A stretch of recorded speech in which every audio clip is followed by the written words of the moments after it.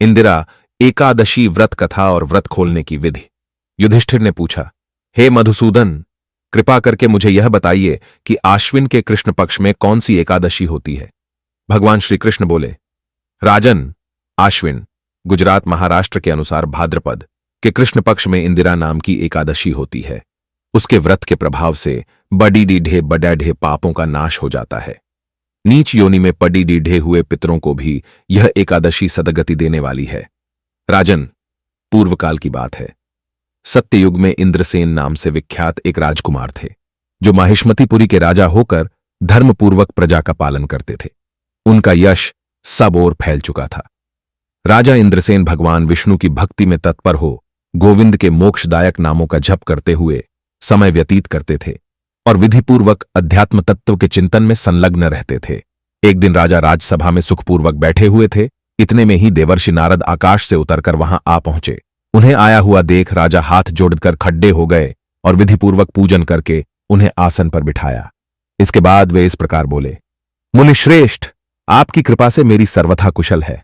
आज आपके दर्शन से मेरी संपूर्ण यज्ञ क्रियाएं सफल हो गईं।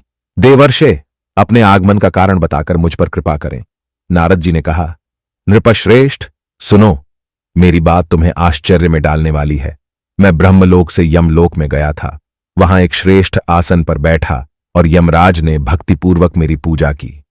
उस समय यमराज की सभा में मैंने तुम्हारे पिता को भी देखा था। वे व्रतभंग के दोष से वहां आए थे। राजन, उन्होंने तुमसे कहने के लिए एक संदेश दिया है, उसे सुनो। उन्होंने कहा है, बेटा, मुझे इंदिरा एकादशी के व्रत का पुण्य देकर स्वर्ग में भेजो। उनका यह संदेश लेकर मैं तुम्हारे पास आया हूं।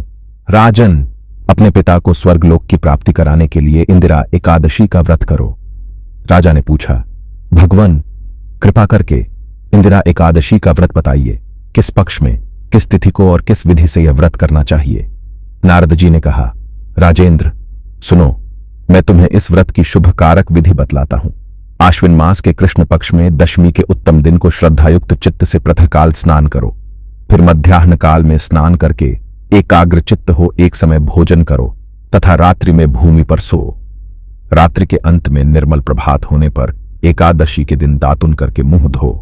इसके बाद भक्तिभाव से निम्नांकित मंत्र पढ़ते हुए उपवास का नियम ग्रहण करो। अघ स्थित्वा निराहारः सर्वभोग विवर्जितः शोभोक्ष्ये पुंडरीकाक्ष शरणम में भवाच्युत। कमलनयन भगवान नारायण, आज मैं सब भोगों से अलग हो निराहार रहकर कल भोजन करूंगा। अच्युत, आप मुझे शरण दें। इस प्रकार नियम करके मध्याह्न काल में पितरों की प्रसन्नता के लिए शालग्राम शिला के सम्मुख विधिपूर्वक श्राद्ध करो तथा दक्षिणा से ब्राह्मणों का सत्कार करके उन्हें भोजन कराओ। पितरों को दिए हुए अन्नमय पिंड को सूंघकर गाय को खिला दो। फिर धूप और गंध आदि से भगवान ऋषिकेश का पूजन करके रात्रि में उनके समीप जागरण करो। तत्पश्चात सवेरा होने पर द्वादशी के दिन पुनः भक्तिपूर्वक श्रीहरि की पूजा करो। उसके बाद ब्राह्मणों को भोजन कराकर भाई बंधु, नाती और पुत्र आदि के साथ स्वयं मौन होकर भोजन करो। राजन, इस विधि से आलस्य रहित होकर यह व्रत करो। इससे तुम्हारे पितृ भगवान विष्णु के वैकुंठ धाम में चले जाएंगे। भगवान श्री कृष्ण कहते हैं, राजन, राजा इंद्रसेन से ऐसा कहकर देवर्षि नारद अंतर्धान हो गए। राजा ने उनकी बताई हुई विधि से अंत पुर की रानियों, पुत्रों और भृत्यों सहित उस उत्तम व्रत का अनुष्ठान किया। कुंती नंदन, व्रत पूर्ण होने पर आकाश से फूलों की वर्षा होने लगी। इंद्रसेन के पिता गरुड़ पर आरूढ़ होकर श्री विष्णुधाम को चले गए और राजर्षि इंद्रसेन भी निष्कंटक राज्य का उपभोग करके अपने पुत्र को राज सिंहासन पर बैठाकर स्वयं स्वर्गलोक को चले गए।